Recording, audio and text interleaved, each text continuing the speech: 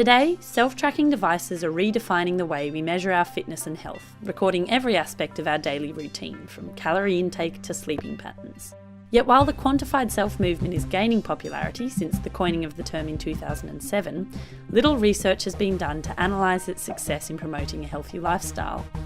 In this program, we'll look at the experiences of 3 individuals of varying fitness levels to determine what devices they are using, how they are using them, and the advantages and shortcomings of integrating such gadgets into an exercise routine. Welcome to Track Record.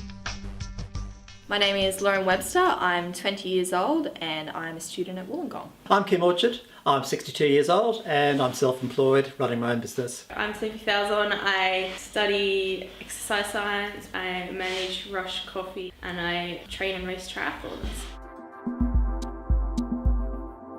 Normally 3 to 4 lots of exercise a week, probably ranging between half an hour to an hour long each. So a variety of like personal workouts and also some classes through the gym like yoga. Probably 4 to 5 days a week, 1 hour to an hour and a half a day. And what do you actually do?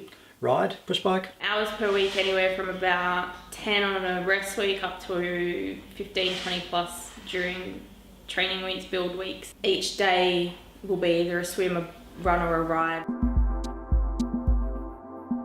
The main one would be Gain Fitness app. That's like a personal training app. So you can put in your preferences for how many workouts you want to do a week, if you want to focus on a certain thing like abs or arms or something, how long you want your workouts to be, and then it plans a 12-week course for you. This is the workout I'm going to do this afternoon. So the first thing I'll be doing is a bodyweight king deadlift. At the end of your session you'd see something like this. It'll give you a summary of the time that you've done, how many work units and how many calories you've burned as well. Well, I've got a Garmin 1000, which I link to Strava, and it records my heart rate, cadence, incline, GPS tracking, just the whole works. I go to the computer, I download this onto Strava, and I can look at my ride on Google Earth, and you've got segments that people have set up and you can time yourself on those segments. This is my last activity I've recorded. Moving time, elevation, suffer score, how I suffered.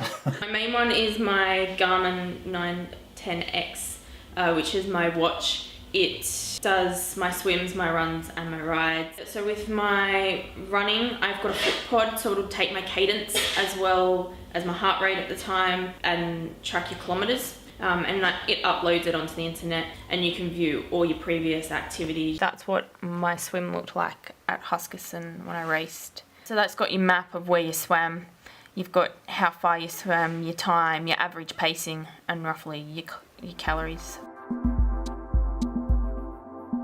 It has been good to be able to like tangibly look back through something that shows like you've done this. Compared from where you were 3 months ago, you can now do this many reps or for this amount of time. You might have gone for this one ride last week and that same ride this week, and you know how you performed then, so you can push yourself a bit harder and get a better time. It just gives me a bit of a goal. I think it's great to know at every fitness level how long you're actually out there training for to try and work out your exertion. It's not a human, it doesn't understand that, you know, some days you just can't complete a full workout because you feel horrible. It doesn't take into account the reality. Not in the cycling world, it's a fairly friendly community. It's more a motivator because you're not actually racing against that person. That's where the pressure would probably be. You can become very numbers focused and not focusing on your body as such. It can be detrimental to a person and it can be mentally detrimental as well.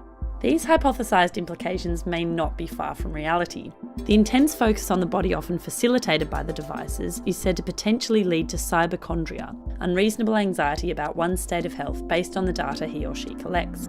Psychology student Annabelle Blake echoes these concerns of the detrimental effects self-tracking devices can have on an individual's mental health. Social learning theory and social cognitive theory suggests that people are a product of their interaction between their immediate environment and their personal experiences, which means that people are constantly gauging their own success in response to the behaviours of others around them. I think there is a danger, especially in the demographic of female teenagers, in comparing yourself to others. That's when you can really open yourself up to vulnerabilities. Furthermore, at least 20% of self-tracking devices have been found to transmit data without encryption. This raises a number of concerns about privacy. I'm okay with them collecting my data if it's coming back to me and they are using their data and their statistics to improve the app itself. But if they're using the data that I'm inputting for their own marketing, that's where I'm not okay with that. There's really not much to find out. They just know where you've ridden and what your heart rate is, and it's not like you've got bank account details there to hijack, or physical addresses or information like that that's dangerous to be out there. In training, if I'm up at 3:30, 4 o'clock in the morning, I take the same run route because I know that run route and I know that it's light and I can see because I've got the street lights. So yeah, I could easily be tracked if someone wanted to. But in a world of fleeting fascinations and inevitable obsolescence, will these devices survive the passage of time? Or are they too a passing fad, destined to be discarded alongside the Sony Walkman? Tune into next week's episode of Track Record to find out.